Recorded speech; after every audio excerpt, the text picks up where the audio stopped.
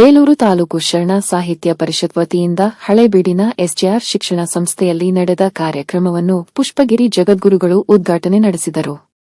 ಜಾತಿ ಧರ್ಮ ಹೆಸರಿನಲ್ಲಿ ಸರ್ಕಾರದ ಯೋಜನೆ ಸದೃಢ ಸಮಾಜಕ್ಕೆ ಮಾರಕ ಸಮ ಸಮಾಜವನ್ನು ನಿರ್ಮಾಣ ಮಾಡುತ್ತೇವೆ ಎಂದು ಸರ್ಕಾರದ ಜನಪ್ರತಿನಿಧಿಗಳು ವೇದಿಕೆ ಮೇಲೆ ಹೇಳುತ್ತಾರೆ.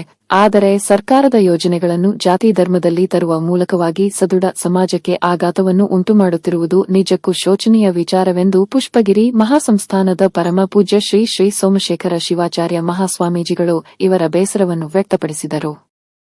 ತಾಲೂಕಿನ ಹಳೇಬೀಡಿನ ಎಸ್ಜೆಆರ್ ಶಿಕ್ಷಣ ಸಂಸ್ಥೆಯಲ್ಲಿ ಅಖಿಲ ಭಾರತ ಮತ್ತು ಕದಳಿ ಮಹಿಳಾ ವೇದಿಕೆ ಇವರ ಸಹಯೋಗದೊಂದಿಗೆ ಕನ್ನಡದಲ್ಲಿ ವಚನಗಳ ಶ್ರೇಷ್ಠತೆ ಮತ್ತು ಚೆನ್ನಬಸವಣ್ಣನವರ ಜಯಂತಿ ಕಾರ್ಯಕ್ರಮವನ್ನು ಉದ್ಘಾಟನೆ ನಡೆಸಿ ಮಾತನಾಡಿದ ಅವರು, ವೇದಿಕೆ ಮೇಲೆ ಒಂದು ಜನರ ಮುಂದೆ ಹೇಳುವುದು ಸರ್ಕಾರದ ಜನಪ್ರತಿನಿಧಿಗಳ ಇತ್ತೀಚಿನ ಕಾಯಿಲೆಯಾಗಿದೆ.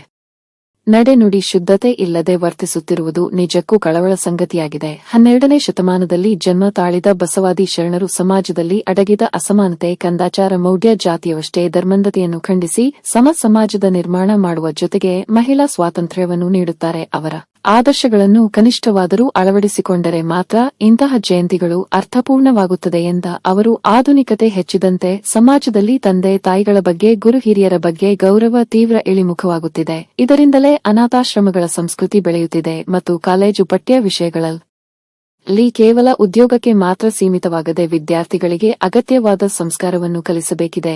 ಈ ನಿಟ್ಟಿನಲ್ಲಿ ಬೇಲೂರು ತಾಲೂಕು ಶರಣ ಸಾಹಿತ್ಯ ಪರಿಷತ್ತು ಅಧ್ಯಕ್ಷರಾದ ಹೆಬ್ಬಾಳು ಹಾಲಪ್ಪನವರು ಶರಣರ ವಿಚಾರಧಾರೆಗಳನ್ನು ಶಾಲಾ ಕಾಲೇಜುಗಳಲ್ಲಿ ನಡೆಸುತ್ತಿರುವ ಸಂಗತಿ ನಿಜಕ್ಕೂ ಸಂತೋಷ ತಂದಿದೆ. ಮುಂದಿನ ದಿನಗಳಲ್ಲಿ ಅವರು ಇನ್ನೂ ಹೆಚ್ಚಿನ ಕೆಲಸವನ್ನು ಮಾಡಲಿ ಎಂದು ಹಾರೈಸಿದರು.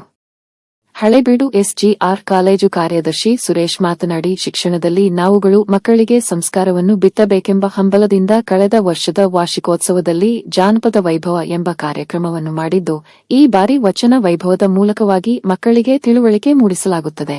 ವಿಶೇಷವಾಗಿ ಬೇಲೂರು ತಾಲೂಕು ಶರಣ ಸಾಹಿತ್ಯ ಪರಿಷತ್ ಅಧ್ಯಕ್ಷರಾದ ಹೆಬ್ಬಾಳು ಹಾಲಪ್ಪ ನಮ್ಮ ಶಾಲೆಯಲ್ಲಿ ಇಂಥ ಕಾರ್ಯಕ್ರಮ ನಡೆಸಿ ಕೊಟ್ಟಿದ್ದು ಅಪರೂಪವಾಗಿದೆ ಎಂದು ಮೆಚ್ಚುಗೆ ವ್ಯಕ್ತಪಡಿಸಿದರು.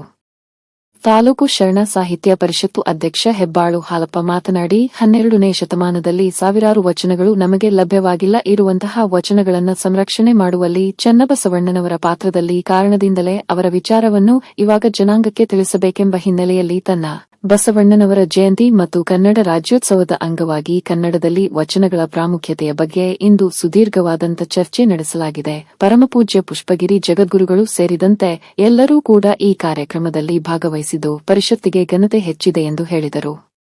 ಕಾರ್ಯಕ್ರಮದಲ್ಲಿ ಹಾಸನ ಜಿಲ್ಲಾ ಕದಳಿ ಮಹಿಳಾ ವೇದಿಕೆ ಅಧ್ಯಕ್ಷೆ ತೀರ್ಥಕುಮಾರಿ, ಗೌರವಾಧ್ಯಕ್ಷ ಸಿಎಂ ನಿಂಗರಾಜ್, ಮಾಜಿ ತಾಲೂಕು ಪಂಚಾಯಿತಿ ಅಧ್ಯಕ್ಷ ಪರ್ವತಯ್ಯ, ಜಿಲ್ಲಾ ಕೋಶ ಅಧ್ಯಕ್ಷ ರುದ್ರಸ್ವಾಮಿ, ಮುಖ್ಯ ಶಿಕ್ಷಕ ಸಿದ್ದೇಶ್, ಯುವ ಘಟಕದ ಅಧ್ಯಕ್ಷ ಆರ್ಎಸ್ ಮಹೇಶ್, ಹಳೇಬೀಡು ಹೋಬಳಿ ಘಟಕದ ಅಧ್ಯಕ್ಷ ವಿನುತಾ ಧನಂಜಯ್, ಉಪಾಧ್ಯಕ್ಷ ಗೀತಾ ಶಿವರಾಜ್, ಕದಳಿ ಮಹಿಳಾ ವೇದಿಕೆ ಅಧ್ಯಕ್ಷೆ ಶಶಿರೇಖಾ, ತಾಲೂಕು ಜನಪದ ಪರಿಷತ್ತು ಅಧ್ಯಕ್ಷ ವೈಎಸ್ ಸಿದ್ದೇಗೌಡ, ಪ್ರಧಾನ ಕಾರ್ಯದರ್ಶಿ ಧನಂಜಯ, ಸುರೇಶ್, ಮಮತಾ, ಅರವಿಂದ್ ಮತ್ತು ಅನಿತಾ ಸೇರಿದಂತೆ ಇನ್ನೂ ಮುಂತಾದವರು ಹಾಜರಿದ್ದರು.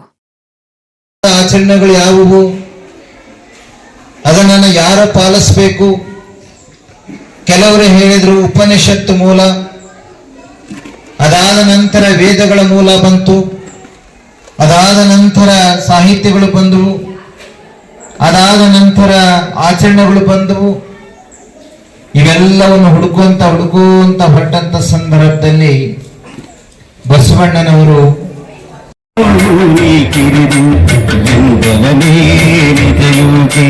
ಜಾತಿ ಮತ ಪಥದಿಂದ ದೂರವನಾತ್ಮ, ಜಾತಿ ಪಥ ಮತದಿಂದ ದೂರವನಾತ್ಮ, ಶಿವಕನ ಭಾವದಲ್ಲಿ ನಿಂತಿರುವ ದಿಗ್ವಿಜಯ, ಶಿವಕನ ಭಾವದಲ್ಲಿ ನಿಂತಿರುವ ದಿಗ್ವಿಜಯ, ಶರಣ ಶಿವ ಕಿಂಕರನು ಮಧುರಾಮ,